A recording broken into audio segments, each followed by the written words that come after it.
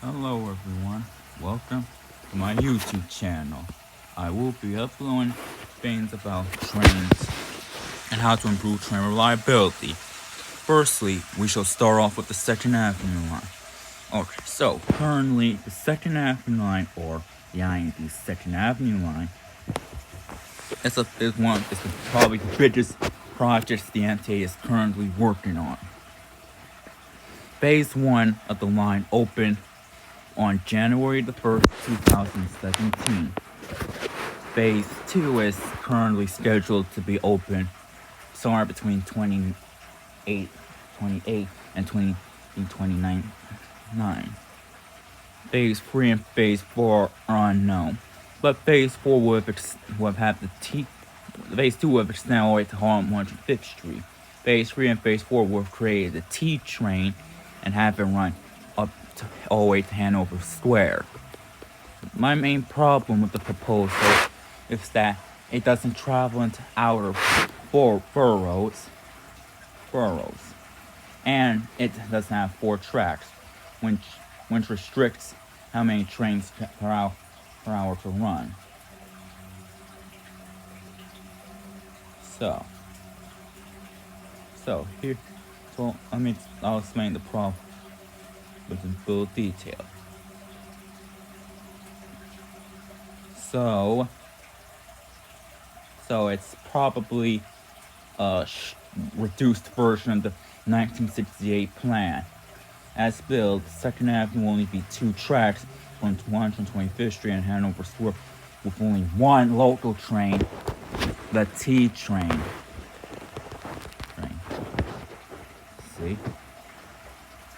See there? That's the T train. So I advocate that a Second Avenue have 4 tracks instead 2. That way it carry more surface. My proposal will be tonight. Let's begin.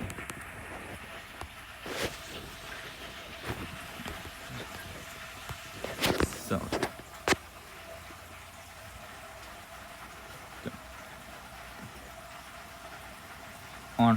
on Harlem, a new 125th Street line will be built to provide for transfer to the 1, 2, 3, 4, 5, 6, A, C, B, and D train. For the Bronx, the most popular suggestion is extending up the 3rd Avenue corner. So, firstly, the Q train would be extended all the way up to Bedford Park Boulevard. I would also even suggest maybe having 4 tracks where a new subway route, which will be called the H train, will operate. The H train would run across town on the Forum and Pelham Parkway, then go to Co-op City. And maybe it would then find a new trainer. I don't know.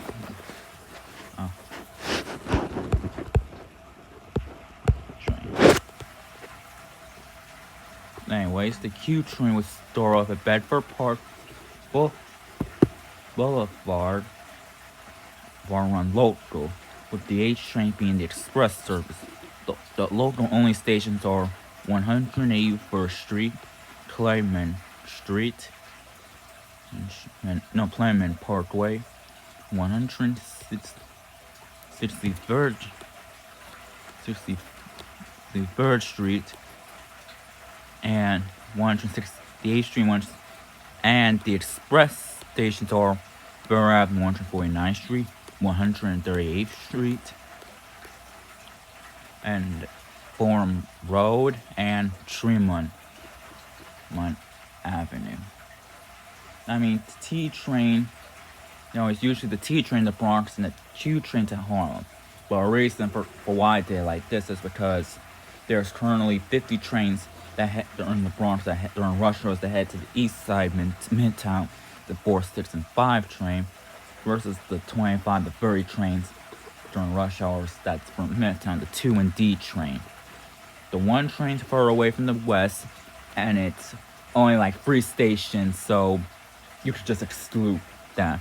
The B train runs on is a rush hour only extension and runs on the exact same route as the D train, so it doesn't really count as its own individual line.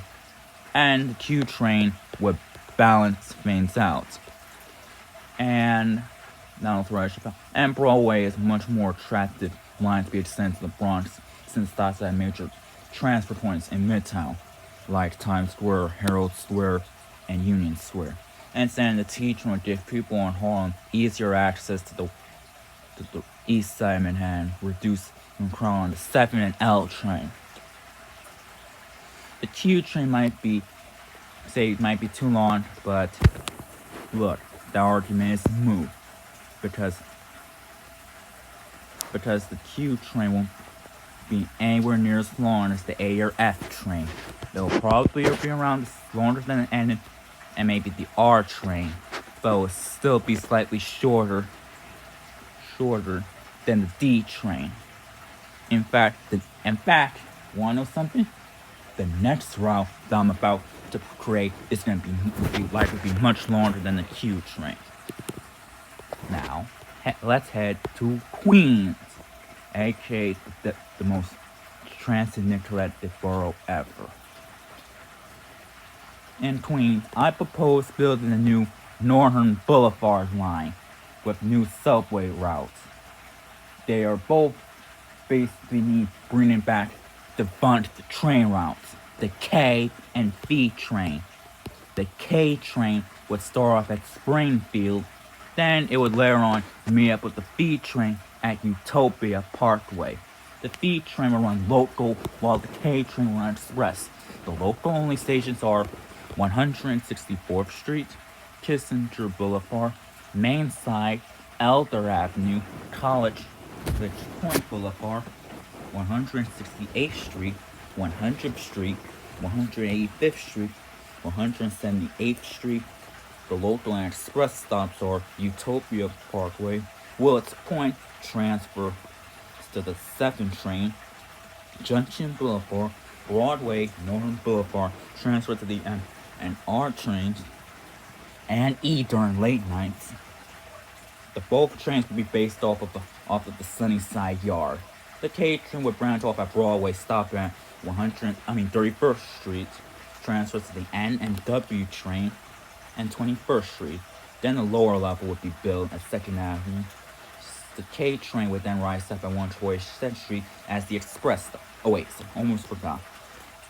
An underground express tracks will be built under Phase 1 and Phase 2, but the H train would skip 106th Street, 96th Street, and 86th Street. The lower level at would meet up with the K train at 72nd Street, and the K train will rise up. The H and K train will rise up at 42nd Street. The V train will branch off using the existing 63rd Street tunnel, and can then connect to the T train at 55th Street, running local with the T. I propose on using the Northern Boulevard, 2nd Avenue local trains using the 63rd Street tunnel, because it will allow riders coming from 6th Avenue, Queens Boulevard, and Hillside the chance to easily transfer to the 2nd Avenue subway line. The 2nd Avenue line is expanded to express tracks. The express stops are 155th Street, 42nd Street, 14th Street, and Houston Street. The local only stations are 34th Street, 23rd Street, and